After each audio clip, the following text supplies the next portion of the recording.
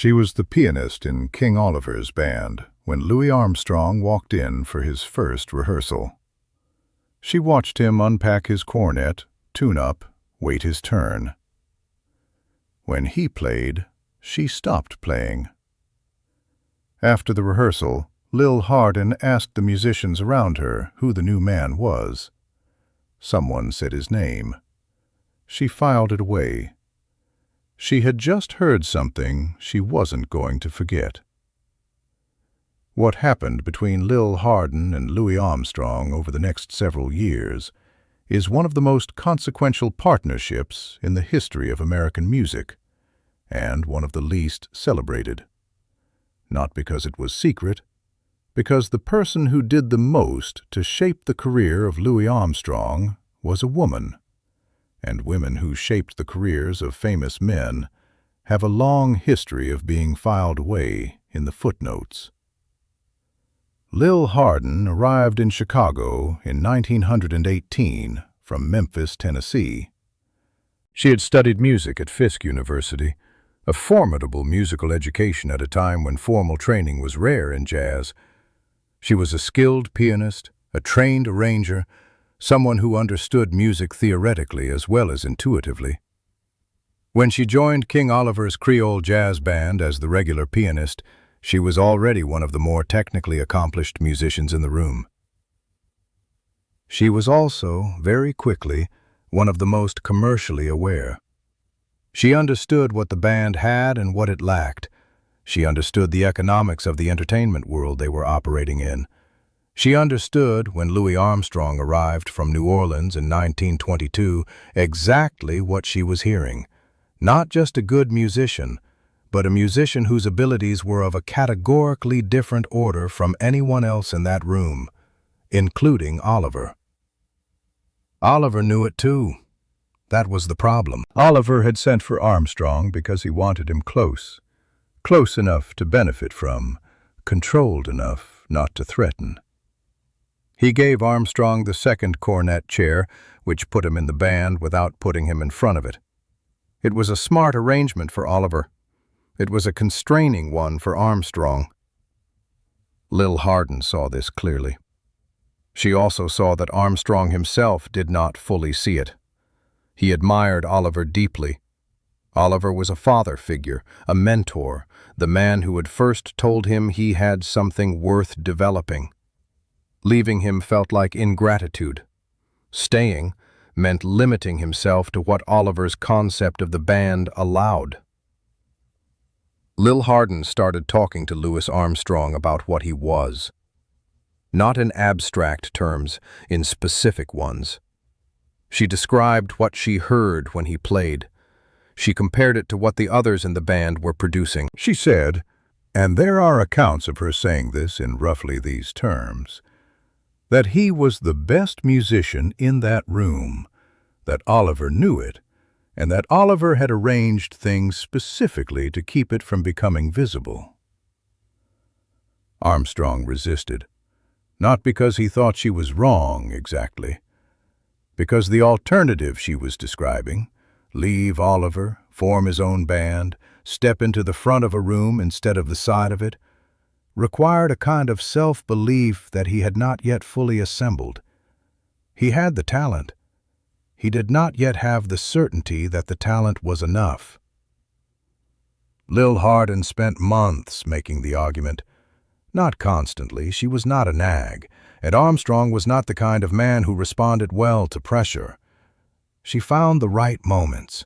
She said the right specific things. She was, by all accounts of people who knew both of them, enormously persuasive, in the particular way that comes from being completely right. They married in February 1924. Armstrong left King Oliver's band later that year. He moved to New York briefly, played with Fletcher Henderson's orchestra, and came back to Chicago to form his own groups. What followed was the Hot 5 and Hot 7 recordings, some of the most important recordings in the history of jazz.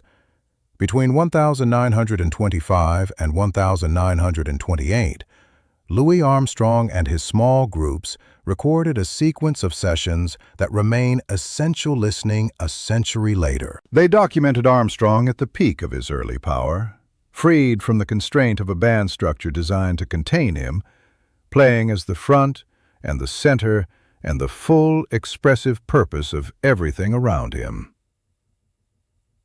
Musicologists have analyzed those recordings for decades, trying to understand what Armstrong was doing technically, what he was doing emotionally, how a 25-year-old man from New Orleans produced music of that complexity and immediacy and sheer beauty. The analysis is ongoing because the recordings continue to yield things.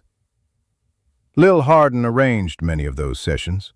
She was the musical director, the organizer, the person who made sure the creative conditions were right for what Armstrong was capable of.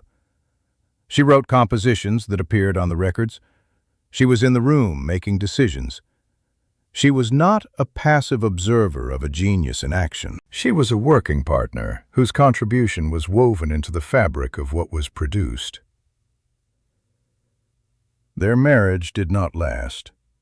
By the early 1930 seconds, it was over. The reasons were the reasons marriages end: distance, divergence, the way two people who are right for each other at a specific moment can become wrong for each other as they each become more fully themselves. Lil Hardin went on to have her own career as a performer and band leader, a career that by any standard other than the one she had helped build would be considered exceptional. Armstrong had 4 marriages total. He spoke of all of them, when he spoke of them, with characteristic generosity and minimal drama. He did not, in public settings, elaborate extensively on what Lil Hardin had meant to his career. This was partly his nature. He was not a man who parceled credit in formal ways, and partly the particular difficulty of articulating what someone did for you when what they did was help you see yourself. People who were close to him in later years said that when Lil Hardin's name came up, there was a quality of recognition in Armstrong's face. Not nostalgia, not regret. Something more like acknowledgement. The acknowledgement of a debt that was real and had been carried a long time.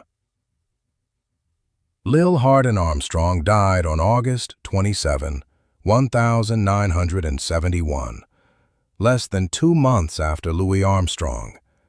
She was playing piano at a Chicago memorial concert for him when she collapsed at the bench. She died the same day. It is the kind of ending that resists explanation. 2 people whose lives had been intertwined at the most generative moment, who had been apart for 40 years, leaving within weeks of each other. History does not typically offer that kind of symmetry. When it does, the temptation is to read it as meaning. What it means, if it means anything, is that some connections don't fully end.